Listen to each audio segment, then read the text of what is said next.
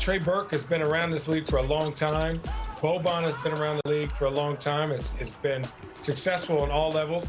Seth Curry had a huge impact on the Portland Trailblazers a couple years ago, and obviously his brother to Steph Curry. So, like, these guys come in and they do their job, right? Dorian Finney-Smith, he's been a starter for a couple years, but like Curry, he's not afraid of this moment. And what I'm seeing today is the guard play. Patrick Beverley, we knew the impact he had, but we didn't know it was this much because the guards went off today between Trey Burke, Curry, and Doncic, who doesn't really fit as a guard, but he is we're just eating today. Yeah, the bench was a plus 10 collectively versus the Clippers, but you see some of those plus minus numbers for the individuals, including a plus 30 for Seth Curry. That's hard to do in an NBA game, especially when you're a reserve only playing 26 minutes. Doncic had the foul trouble. Otherwise, he wreaked havoc again, 28, 8, and 7. And if you were watching the TNT broadcast, you heard he's now scored more points in his first 2 NBA playoff games than anybody in league history. He is amazing, and we are watching a future MVP. The plays he makes, his ability to be patient regardless of who's guarding him, controlling the pace of the game, hitting guys on time and on target. I think the Dallas Mavericks are going to be a force to be reckoned with for a long time. Look at this. He's patient. And he's 6'7", 6'8", big body. So all of a sudden he's waiting for somebody to commit to him and dumps it off to Urang, which I think is one of the funniest nicknames ever. So for me, and even this right here, it's like he's still patient. And for a big guy, he's already collapsed the defense and puts another thing on dime. So he's spoon-feeding his team, which gives them confidence, and they're dangerous. And they're all of them have the green light to shoot the three. And then as 6'8", 6'9", you're shooting this in traffic, in the lane. He's a stud. He's an absolute stud. We talk about superstars. He's something different on another planet. He said he played terrible, his words, after the 42-point playoff debut on Monday because the Mavericks lost. He was happier tonight after the win, and he spoke with Jared Greenberg. You have surpassed the likes of Kareem Abdul-Jabbar, the most points in NBA history over your first 2 career playoff games. When you hear that, what do you think about? I mean, we got to win. That's all I care about, you know. I mean, that's great stats, you know, but we got to win. I knew we could get a win. I know we are able to fight these guys, and, you know, we show up today. Speaking of fight, we were wondering if you were going to fight your coach a couple of times tonight because of the foul trouble. You didn't seem happy to be coming out of the game. How frustrating was it that you were only able to play 28 minutes tonight? I mean, it was frustrating, you know. I just want to get out there, help my team. You know, I was pissed. I did some unnecessary things, you know, I shouldn't do. But, you know, we got to win. That's all that matters. And, you know, a lot of guys showed up. I know we played great defense, and that's what we have to do. All right, well, coming up after us is Inside the NBA, and we know that you last night were tweeting about the show. So assuming you're going to rush back to your hotel room to watch Ernie, Charles, Shaq, and Kenny, what should they be saying about Luka Doncic and the Dallas Mavericks tonight? I mean, they should be saying we got a chance, you know, in this first round. You know, a lot of people, I say count us in, you know. I read a lot of people didn't count us in, but I know they should be saying, you know, we got a chance. And the thing about Dallas, you know, we're going to give everything 100%. We're going to leave the heart on the court. And I think that's the point for us. That's interesting. You might have just taken Charles' spot. He might not have to do the show. No. He's better. And Shaq wants everybody to call Boban Urang. That's what he wants from the Adams family. You got to call him Urang from now on. Luka, congratulations. Thank you. All right, first of all, something tells me Luka's not familiar with the Adams family.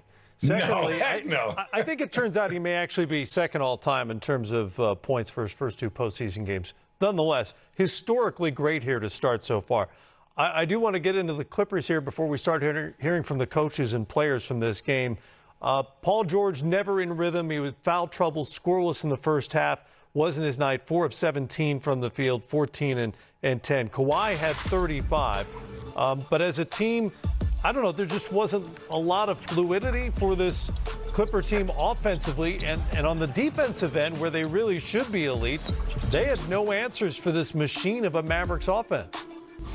Yeah, I think they rely on their one-on-one defense so much, but the only person that really goes one-on-one is Luka, and he's too big and strong for most of them, right? He's too fast for the big guys. He's too strong for the small guys.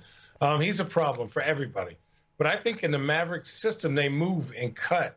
And everybody is a threat, right? Especially with their three-pointers. They have guys who are skilled, who can pass, dribble, shoot, which makes them hard to guard. I think they had the best offense in the NBA this year. But on the Clippers side, for me, they just are still trying to figure themselves out. All these guys are either one-on-one guys who are used to getting a certain amount of shots. They're still trying to figure themselves out. Like, they are the most talented team. I think they're one of the deepest team. But for me, there's nobody to just get them something easy. Lou Williams, who averaged 20, is out there getting 5 or 6 assists. But, like, I wouldn't expect him to do that unless he was getting a double team. So for me, it's been pretty crazy. He had 7 assists tonight. He also had 5 turnovers to go with his 23 points. Our friend Baron Davis had this observation about the Clippers, that they lack a playmaker, plenty of shot makers. Someone has to make plays for everyone, too much one-on-one. You concur? Oh, 1,000%. And I think we look at Patrick Beverley, and we just think of the defense, but he passes off a lot of shots to get other guys involved and early. And so I don't know if it's a chemistry thing or just trying to get, obviously during the year they didn't play a lot together. And even now, Montrez is coming back. He's trying to get in shape. Once he gets in shape, he's going to be a huge impact for them. But, that rhythm between PG and Kawhi and all these guys, it just seems a little off right now. But I'm not worried about them. I think they're going to win the series, but I think it's going to be tougher than people assumed. Well, and that Mavericks offense is impressive. Here's the architect, Rick Carlisle. And, it's a group that's had some time together during the year, during some stretches, particularly when Luka was out. So they know how to play together. And the other thing was, we were scoring, but we were also scrappy defensively. And, I thought DeLon Wright's game tonight was really huge. He didn't put up big scoring numbers, but he made a lot of influential plays defensively with deflections. Making things happen offensively. So, happy for him. He really didn't get into it in the first game, but his minutes tonight were really important to us. And now Mark Haney, how do you look at Luka's performance when accounting for his improvement in turnovers, but also looking at the control? Look, it's tough. I mean, I left him in with 4 in the third quarter for 6 minutes. And then, just had to get him out at that point. Had to try to ride it out through the quarter. Then he gets the 5th foul early in the 4th, and they had to get him out again. You know what? He stayed ready. He was frustrated with the fouls, but when he came back in the last 4.5 minutes, he made a huge play going to the basket. Defensively he was solid, and on the floor he's developing into such a great leader. So, it's not all about the triple doubles. It's also about how great players like him give their teammates confidence. And how they direct traffic and keep people into the game. Hey, Eddie, you're up. Yeah, Rick, even after, a real nice regular season, did you feel like a game like tonight answers a lot of questions about your team? I mean, we fought through the Luka fouls and a lot of other things, and the way you won this game with grit and heart. Well, this is how we're going to have to win games. Our depth is going to be a big part of it. Once again, Trey Burke played an enormous role in this game. With his aggression, scoring the ball. He was scrappy defensively, as was Wright, and So yeah, I mean, look, going from 21 turnovers to 9 against these guys is a very significant improvement. We did a better job of keeping them off the foul line in the second half. There's a lot of basic execution things that we did really well to win the game. And do we need the win? Absolutely. I'll agree with that. Okay, Tim McMahon. Rick, how much significance do you put on Luka and KP and some of these other guys getting that first playoff win under their belt? I think it's really important. Winning in the playoffs is difficult. you know, you've got to deal with a lot of things coming at you. You got to deal with great players that are coming at you 100 miles an hour, the whistle's blowing. You got to deal with situations where, you know, it's tough because you're getting decent looks, but they're not going in. But you got to try to stay together. You got to deal with offense-defense substitutions at the end of the game, which no players like. And the whole notion, you know, of playoff basketball, that it's just, you know, everybody combined working to give each other energy and to do one little thing at a time as you go through 48 minutes and thousands of events. You know, that's what this is all about. You know, individual statistics really are out the window because it's very binary. You know, it's about winning and losing. And tonight, you know, our guys showed a lot of poise throughout the game.